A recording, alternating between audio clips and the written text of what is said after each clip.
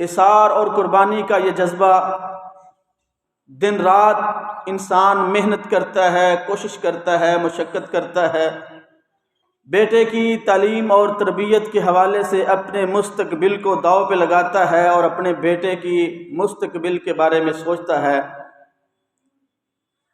ننھا منا پودا دیکھتے ہی دیکھتے ایک تناور درخت بنتا ہے تو بوڑھے والدین کی رگوں میں جوان خون دوڑنے لگتا ہے۔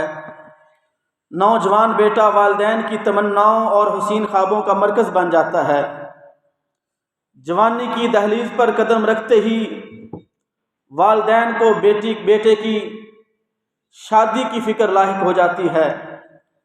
ماں باپ اپنے پیارے بیٹے کے لیے ایسی بہو تلاش کرنا شروع کر دیتے ہیں جو لاکھوں میں ایک ہو۔ مبارک سلامت دعاؤں کے ساتھ یہ سلسلہ چلتا ہے۔ چند دن ہی گزرتے ہیں، مشکل سے چند ہفتے ہی گزرتے ہیں، یہی موسم بہار موسم خزاں کی صورت اختیار کر جاتا ہے۔ بیٹا جو پہلے والدین کی آنکھوں کا تارا ہوا کرتا تھا وہ رن مرید کا لقب کہلاتا ہے۔ بہو جو گھر میں آنے سے پہلے لاکھوں میں ایک تھی وہ بھی ایک پھوٹڑ اور دوسرے الفاظ کے ساتھ اس کو گنا جاتا ہے۔ اور دوسری طرف آج بھی معاشرہ زمانہ جاہلیت کی طرح جب ان کے ہاں بیٹی پیدا ہوتی ہے تو اس کو برا سمجھا جاتا ہے۔ بچی کی تعلیم، تربیت، اس کی عصمت اور اس کی حفاظت کے حوالے سے، مناسب رشتے کی تلاش کے حوالے سے، رسم و رواج کے لیے جب بیٹی پیدا ہوتی ہے بندہ پہلے دن سے ہی محنت کرنا شروع کر دیتا ہے۔ وہ رواج آج بھی چلتا آ رہا ہے۔ محترم بھائیوں، یہ تھے چند تمہیدی کلمات۔ نکاح جو ہے طبی طور پر بھی جسمانی امراض سے بچاؤ کا ذریعہ ہے۔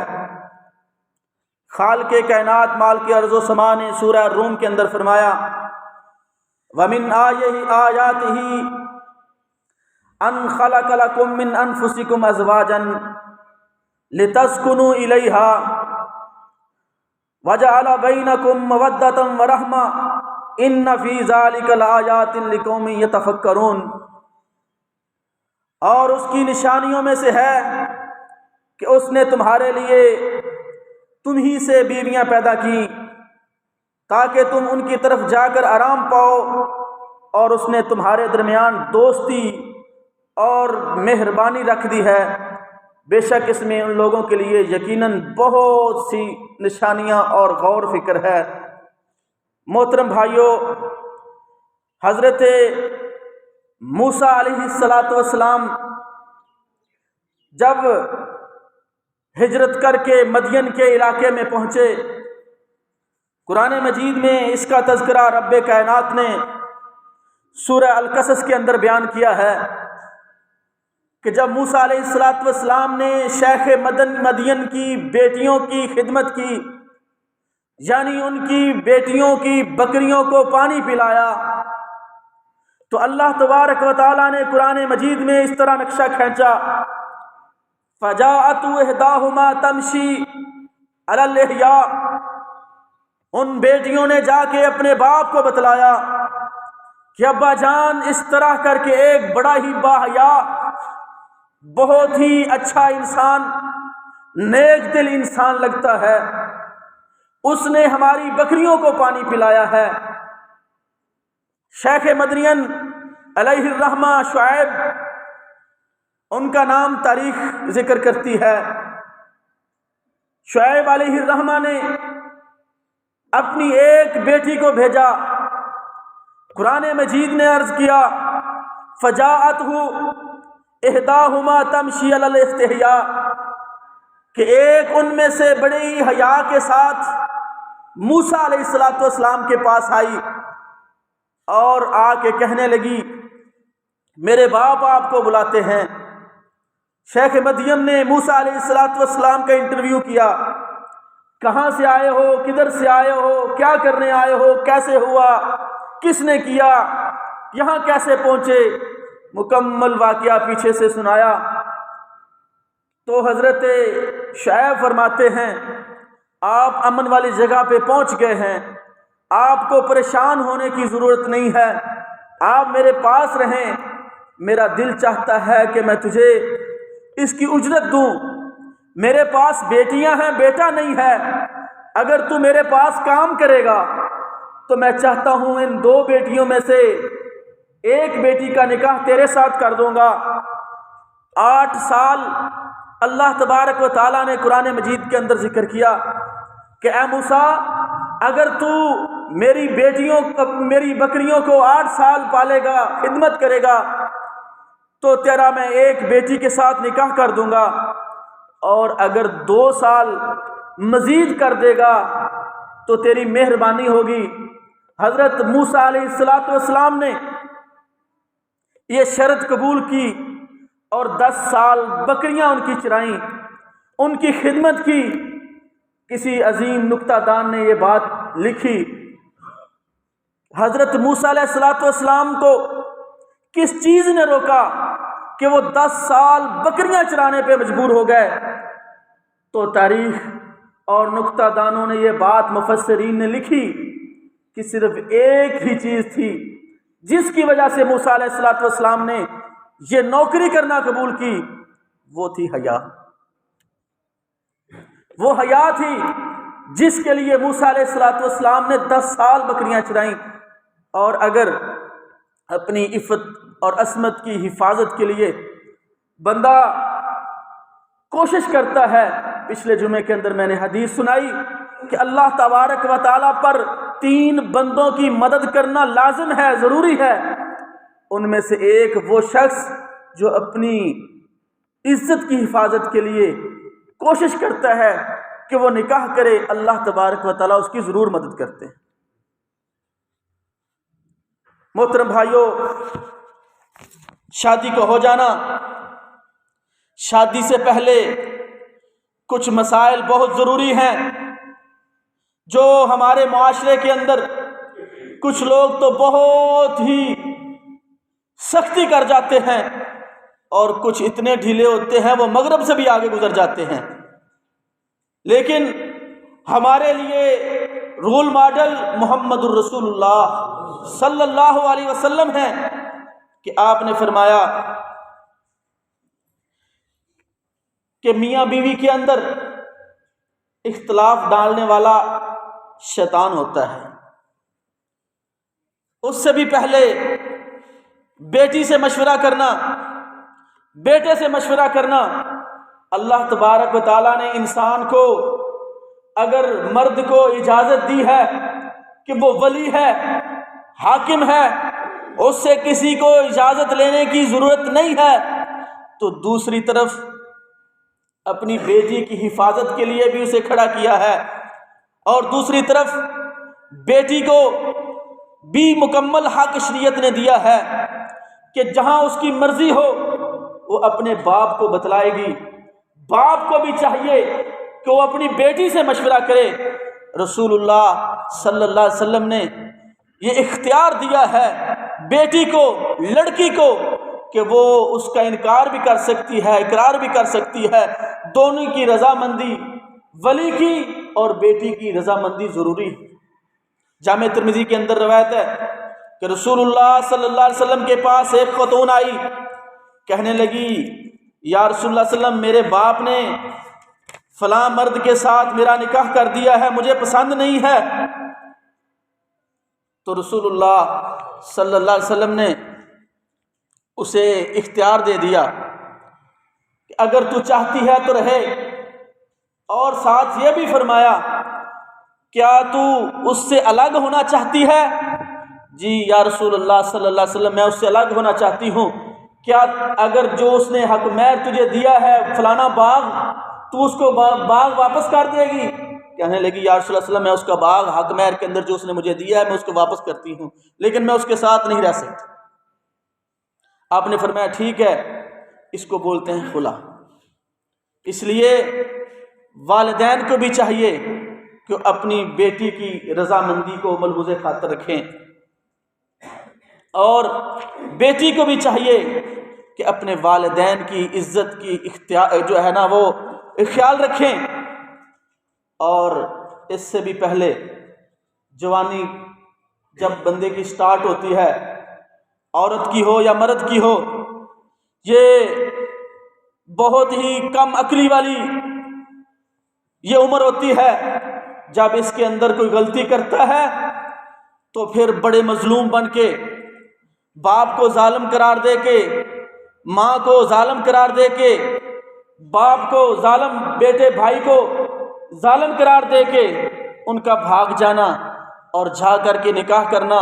رسول اللہ صلی اللہ علیہ وسلم نے فرمایا لا نکاح الا بولی، لا نکاح الا بولی، لا نکاح الا بولی، کوئی نکاح نہیں ہے مگر ولی کی اجازت کے ساتھ، کوئی نکاح نہیں ہے مگر ولی کی اجازت کے ساتھ۔ اگر کسی نے نکاح کر لیا فرمایا فہو باطل، فہو باطل، وہ باطل ہوگا، نکاح نہیں ہوگا، فسخ ہو جائے گا، ختم ہو جائے گا، اس کو نکاح نہیں کہیں گے، اس کو بدکاری کہیں گے، زنا کہیں گے۔ دیکھو کتنا زبردست اللہ تبارک و تعالیٰ نے ہمیں معاشرہ دیا۔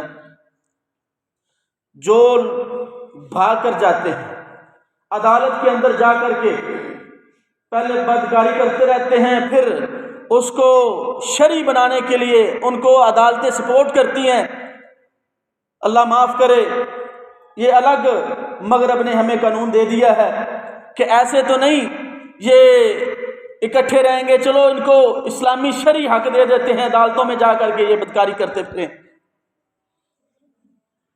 اللہ اکبر۔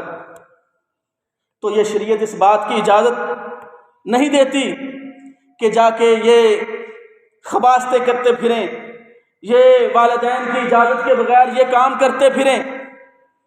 اور کتنا زبردست معاشرہ اللہ تبارک و تعالیٰ نے ہمیں دیا ہے، جب یہ جاتے ہیں تو والدین کا سر جو ہے وہ جھک جاتا ہے، والدین گھر سے باہر نہیں نکلتے، بھائی کا سر نیچے ہوتا ہے، رشتہ داروں کا سر نیچے ہوتا ہے، کوئی کسی کے سامنے سر اٹھا نہیں سکتا، بات کرنا تو دور کی بات ہے۔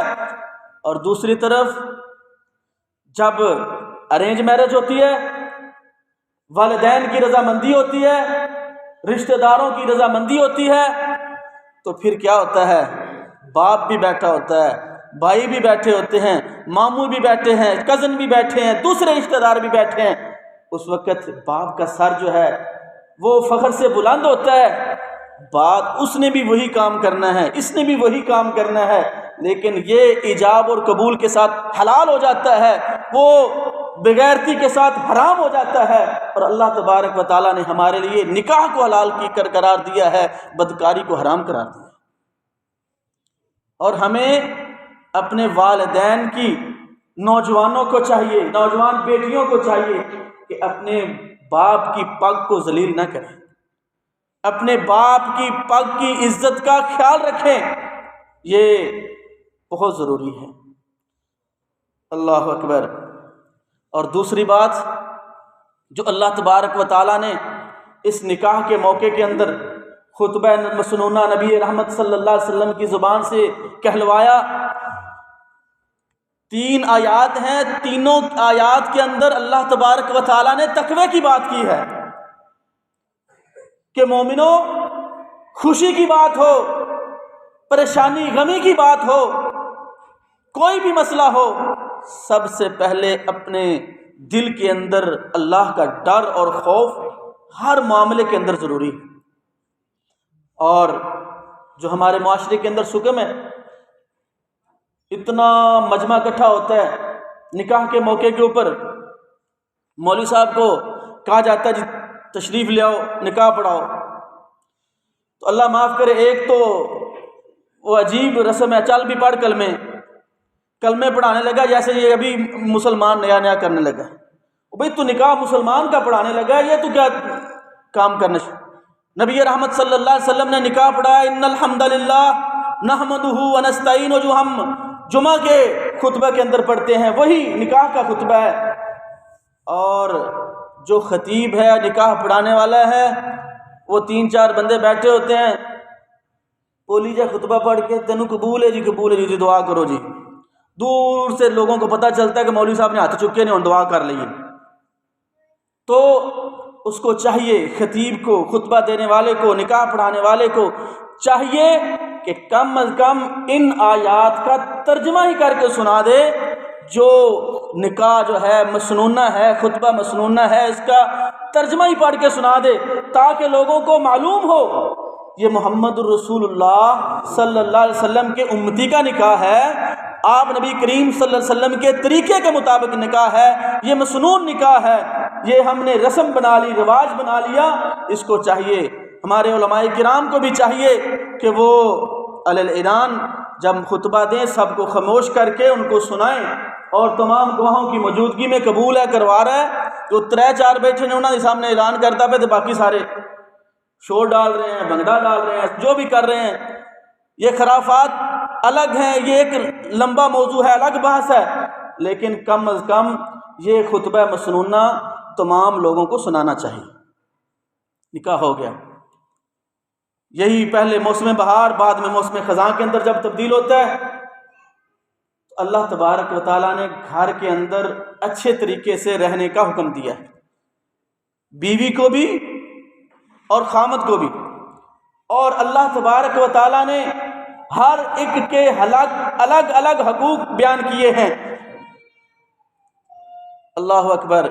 ہمارا مغرب معاشرہ ہمیں سکھاتا ہے کہ برابری ہونی چاہیے، کندھے کے ساتھ کندھا ملا کے چلنا چاہیے، اور 7 جگہ ایسی ہیں جس پر اللہ تبارک و تعالیٰ نے عورت کو مرد کے اوپر فضیلت دی ہے۔ عورت کا مقام اللہ تبارک و تعالیٰ نے اس کا درجہ مرد کے برابر بیان کیا ہے، بعض جگہوں پر زیادہ بیان کیا ہے، بعض جگہوں پہ کم کیا ہے۔ اس کی مثال ایک دنیاوی دے کے میں آگے اپنی بات بڑھاتا ہوں۔ جن لوگوں کے دماغوں میں خرافات ہیں، خباثتیں ہیں، وہ کہتے ہیں برابر چلنا چاہیے۔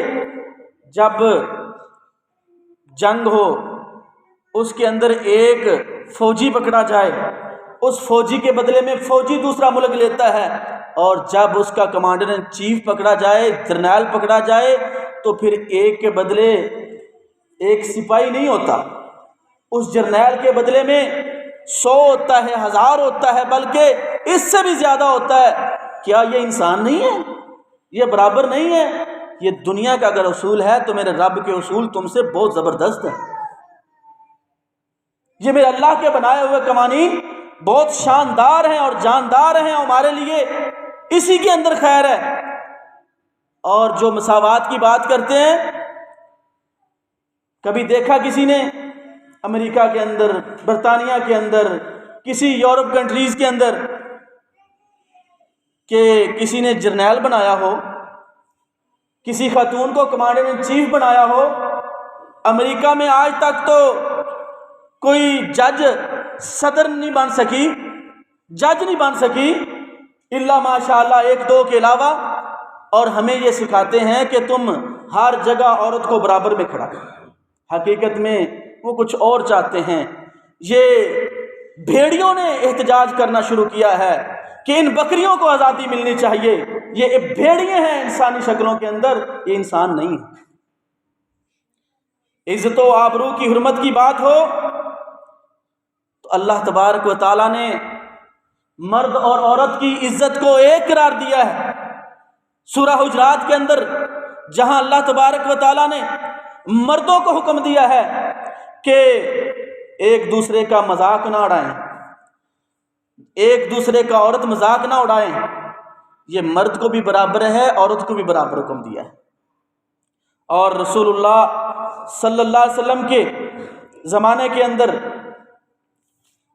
ایک عورت پر تہمت لگائی گئی تو رسول اللہ صلی اللہ علیہ وسلم نے فرمایا اس کی تہمت کے بدلے میں اس بندے کو 80 کوڑے لگائے جائیں، اس عورت کی عزت کی حفاظت کے لیے جس نے جھوٹی تہمت لگائی ہے، آقا علیہ الصلوۃ والسلام نے اس کو بھی 80 کوڑے مارنے کا حکم دیا ہے۔ اگر کسی مرد کی عزت کو اس پر تہمت لگائی گئی ہو تو اس کی بھی عزت کی حفاظت کے لیے شریعت نے 80 کوڑے مقرر کیے. یہ اس کی عزت کی حفاظت ہے، اس کی آبرو کی حفاظت ہے. اور اگر حرمت جان کی بات کی جائے، عورت قتل ہو گئی، مرد قتل ہو گیا، تو ایسا نہیں ہے کہ مرد کے بدلے میں تو ایک مرد کو قتل کیا جائے گا اور عورت کے بدلے میں کسی عورت کو قتل کر دو، نہیں، اس قاتل کو ہی قتل کیا جائے. اگر انگلی کاٹی ہے تو انگلی کے بدلے میں انگلی کاٹی جائے گی. یہ اسلام جو ہے اس کو مساوی برابر خط جو ہے نا حق دے رہا ہے. اور نیکی اور اجر و ثواب کا کام ہو تو ایسا نہیں ہے کہ مرد نیکی کرے گا تو اس کو اتنا زیادہ مل جائے گا، عورت نیکی کرے گی تو اس کو اتنا ثواب ملے گا. اجر میں دونوں برابر ہو. صدقہ خیرات ہو، نفل و نوافل ہو، حج زکوٰۃ ہو اور جہاد فی سبیل اللہ ہو، جہاں بھی عورت اس کے ساتھ نیکی کرے گی اللہ تبارک و تعالیٰ اس کو بھی برابر کا اجر عطا فرمائیں گے. اللہ تبارک و تعالیٰ عورت اور مرد کے اندر کمی اور بیشی نہیں کریں گے. اور چوتھی بات جو شریعت نے مساوی قرار دی ہے، عورت اور مرد کے لیے علم کے حصول کے لیے اللہ تبارک و تعالیٰ نے ایک ہی قانون رکھا ہے. جہاں مرد کے لیے علم کا حصول ضروری ہے وہاں عورت کے لیے بھی علم کا حصول ضروری ہے. جہاں مرد علم حاصل کرے گا وہاں عورت علم حاصل کرے گی. لیکن یہاں ایک خیال ضرور ہوگا، ایسا نہیں ہے کہ وہ اخلاط و تخلیط والا معاملہ ہو جی برابر شریعت نے حکم دیتا تو لہذا سارے ڈبر پہ اکٹھا بیٹھ کے پڑھو. نہیں، امی عائشہ صدیقہ رضی اللہ تعالیٰ عنہا خواتین کو پڑھاتی تھی اور کہتی تھی کتنی زبردست خواتین ہیں انصار کی کہ وہ مسائل کے پوچھنے میں ہچکچاتی نہیں ہیں، مسائل کے بارے میں مکمل آگاہی حاصل کرتی ہیں. جب بھی کوئی مسئلہ مسائل کو پریشانی بنی ہو محمد الرسول اللہ صلی اللہ علیہ وسلم کی حدیث کے بارے میں پوچھتی ہیں کہ آقا مدنی کریم صلی اللہ علیہ وسلم نے کیسے کیا. اور اگر حق ملکیت ہو، ملکیت کا حق ہے تو پھر بھی اللہ تبارک و تعالیٰ نے اس کو پورا حق دیا ہے. مثلا عورت جب اس کا نکاح ہوتا ہے حق مہر اس کا ہے، حق مہر اس کا ہے اور اس سے مرد لے نہیں سکتا الا کہ وہ خود دے دے. اور یہاں ایک بات میں اور بھی واضح کرتا چلا جاؤں، بعض دفعہ لوگ جب نکاح کے موقع کے اوپر لکھوا دیتے ہیں جی 5 لاکھ لکھ لو، جی 10 لاکھ لکھ لو. نیت کیا ہوتی ہے، دماغ میں کیا ہوتا ہے، چلو ان کو بعد معاف کرا لیں دے. بعد میں معاف کرانے کی نیت سے یہ جو کرتا ہے یہ غلط کرتا ہے، اس کے لیے صحیح نہیں ہے. عورت کا بھی اتنا ہی حق ہے جتنا مرد کا حق ہے. حق ملکیت کے اندر اللہ تبارک و تعالیٰ نے اس کو مالک بنایا ہے. اور مرد چاہے غریب ہو یا امیر ہو، اللہ تبارک و تعالیٰ نے نان و نفقہ کا خرچ اس مرد کے ذمہ لگایا ہے، عورت کے ذمہ نہیں ہے. عورت جو ہے جتنی مرضی امیر ترین ہو، سونے اور چاندی کی مالک ہو، لیکن نان و نفقہ کا ذمہ دار اللہ تبارک و تعالیٰ نے مرد کو بنایا ہے. اللہ تعالیٰ نے یہاں عورت کو عزت عطا کی. اور شوہر کا انتخاب کرنے کے لیے بھی اللہ تبارک و تعالیٰ نے جس طرح مرد کو حکم دیا ہے اسی طرح عورت کو بھی حکم دیا ہے کہ وہ خود انتخاب کر سکتی ہے. لیکن خود انتخاب کرنے سے مراد یہ نہیں ہے کہ اپنی مرضی کرتی پھرے، اپنے ولی کی اجازت کے ساتھ وہ انتخاب کر سکتی ہے، ہاں بھی کر سکتی ہے، نہ بھی کر سکتی ہے. اور حق خلا اگر جو ہے وہ اس کے ساتھ نہیں رہ سکتی، اس کے معاملات اس کے ساتھ درست نہیں ہیں، جس طرح کہ میں نے نبی کریم صلی اللہ علیہ وسلم کی حدیث بیان کی، عورت آئی آپ نے فرمایا اگر تو مہر واپس کر دے تو اس کے سے الگ ہو سکتی ہے، جدا ہو سکتی ہے. اور اللہ تبارک و تعالیٰ نے یہاں خاندان کی سربراہی جو ہے وہ عورت کو دی ہے. کتنی شاندار عزت اللہ تبارک و تعالیٰ نے دی ہے اس عورت کو. خاندان کی تربیت اس نے کرنی ہے، اپنے گھر کی حفاظت اس نے کرنی ہے. بیٹیوں کی تربیت اگر وہ تعلیم حاصل کرے گی تو یہی کرے گی. اگر وہ اچھا سیکھے گی اچھا سکھلائے گی۔ اور اللہ تبارک و تعالیٰ کے نے عورت کو اتنی شان اور عزت دی ہے کہ رسول اللہ صلی اللہ علیہ وسلم کے پاس بندہ آیا، کہنے لگا یا رسول اللہ صلی اللہ علیہ وسلم سب سے زیادہ نیکی کا حقدار کون ہے؟ تو آپ نے فرمایا تیری ماں۔ یا رسول اللہ پھر کون ہے؟ آپ نے فرمایا تیری ماں۔ تیسری مرتبہ پھر فرمایا، کہنے لگے یار، آپ نے فرمایا تیری ماں۔ چوتھی مرتبہ، ایک روایت کے اندر ہے تیسری مرتبہ، دوسری روایت جامع ترمذی کے اندر آپ نے فرمایا چوتھی مرتبہ تیرا باپ۔ یہاں اللہ تبارک و تعالیٰ نے عورت کو عزت دی، عورت کو مرتبہ دیا ہے۔ وہ گھر کی ملکہ ہے، بوڑھی ہو جاتی ہے، دوتے پوتے ہو جاتے ہیں، نانی اماں دادی اماں گھر کی ملکہ بن جاتی ہے اور اس کے اشارے پہ پورا گھر چلتا ہے۔ یہ اللہ تبارک و تعالیٰ نے عورت کو عزت دی ہے، اس کا مقام دیا ہے۔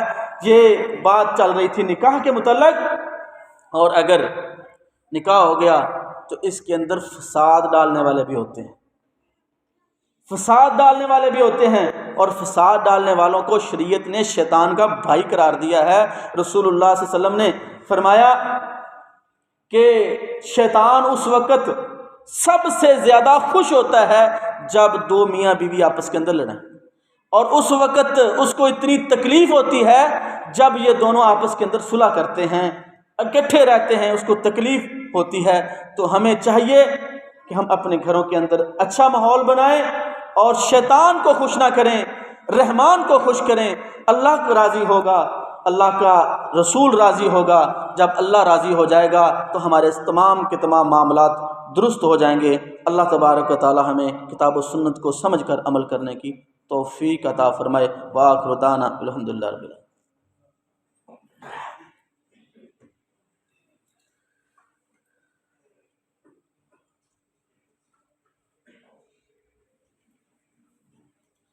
ان الحمد للہ نحمدہ ونستعینہ ونستغفرہ ونعوذ باللہ من شرور انفسنا ومن سیئات اعمالنا من یہدہ اللہ فلا مضل له ومن یضلل فلا ہادی له واشهد ان لا الہ الا اللہ وحدہ لا شریک له۔ نبی کریم صلی اللہ علیہ وسلم نے فرمایا نکاح جو ہے وہ صدقہ جاریہ ہے، نکاح صدقہ جاریہ ہے۔ اذا مات الانسان انقطع عنہ عملہ الا من ثلاث، جب بندہ فوت ہو جاتا ہے اس کے سارے عمل کٹ جاتے ہیں مگر 3 عمل اس کے باقی رہتے ہیں۔ الا من صدقۃ جاریہ او علم ينتفع به او ولد صالح يدعو له، صدقہ جاریہ ہے، نیک علم ہے اور نیک اولاد ہے جو اس کے لیے دعا کرے، نکاح کرے گا اولاد پیدا ہوگی، اور نکاح کے ساتھ جو اولاد ہوگی اس کی دعائیں جو ہیں وہ اس کے لیے فائدہ مند ہوں گی۔ زنا کے ساتھ پیدا ہوئی اولاد کے ساتھ اس کو کوئی فائدہ نہیں، جو حرام کا جو ہے اس کو اس کا کوئی فائدہ نہیں ہوگا۔ لہٰذا اللہ تبارک و تعالی ہمیں حلال کی توفیق عطا فرمائے۔ اور اس راستے کے اندر بعض مسائل جو ہوتے ہیں وہ بہت خطرناک ہیں۔ وہ جیسا کہ سورہ البقرہ کے اندر اللہ تبارک و تعالیٰ نے فرمایا کہ سلیمان علیہ السلام کے دور میں جو شیاطین تھے، جن تھے، وہ جادو کیا کرتے تھے، جادو سیکھتے تھے، سکھاتے تھے، اور جادو کے ساتھ، حسد کے ساتھ آج کل ہمارے معاشرے کے اندر بہت جو ہے نا وہ طوالت اختیار کر رہا ہے یہ جادو کا سسٹم۔ تو اس حوالے سے اس شر سے بچنے کے لیے گھروں کے اندر افراط و تفریق جو ہے نا وہ تفریق جو ہے اس کو مٹانے کے لیے ہمیں چاہیے کہ ہم اللہ کی طرف رجوع کریں، اذکار کو لازمی قرار دیں، صبح و شام کے اذکار کریں، خود بھی کریں، بچوں کو بھی کروائیں، اور جہاں تصویر ہو یا کتا ہو، رسول اللہ صلی اللہ علیہ وسلم نے فرمایا وہاں رحمت کا فرشتہ نہیں آتا۔ ہمارے گھروں کے اندر سبھی کے اندر صورتحال یہ ہے کہ تصویریں بھی عام ہوتی ہیں اور اکثر گھروں کے اندر کتے بھی پائے جاتے ہیں۔ جہاں اللہ کی رحمت نہ ہو تو پھر کیا ہوتا ہے؟ وہاں شیطان کی ڈیرا ہوتا ہے۔ جہاں شیطان ہوگا پھر جادو بھی ہوگا، حسد بھی ہوگا، بغض بھی ہوگا، کینہ بھی ہوگا، نفرت بھی ہوگی، عداوتیں بھی ہوں گی۔ اس کے لیے ہمیں چاہیے کہ ہم ان خرافات کو بھی ختم کریں اور اپنے نبی کریم صلی اللہ علیہ وسلم کے بتائے ہوئے اذکار کو بھی لازمی قرار دیں، اور رسول اللہ صلی اللہ علیہ وسلم نے فرمایا جس گھر کے اندر سورہ البقرہ کی تلاوت کی جاتی ہے وہاں سے شیطان بھاگ جاتا ہے، اور پھر اللہ تبارک و تعالیٰ ان جوڑے کے اندر جو اختلافات ہیں اللہ تبارک و تعالیٰ ختم کر دیتے ہیں۔ تو دوسری بات، نبی کریم صلی اللہ علیہ وسلم نے فرمایا جب معراج پہ میں گیا تو جبریل امین کہنے لگے یا رسول اللہ صلی اللہ علیہ وسلم، اللہ تبارک و تعالیٰ نے آپ کو اختیار دیا ہے، حکم دیا ہے کہ 3 چیزوں سے علاج کریں، ایک دوائی کے ساتھ، اور ایک دم کے ساتھ، اور تیسرا الحجامہ کے ساتھ، اور 2 علاج ہیں۔ ایک جو ہے وہ علاج وہ حرام چیز کے ساتھ، اور دوسرا داغنے کے ساتھ، یعنی کہ آگ نال ساڑ نال جلانے کے ساتھ۔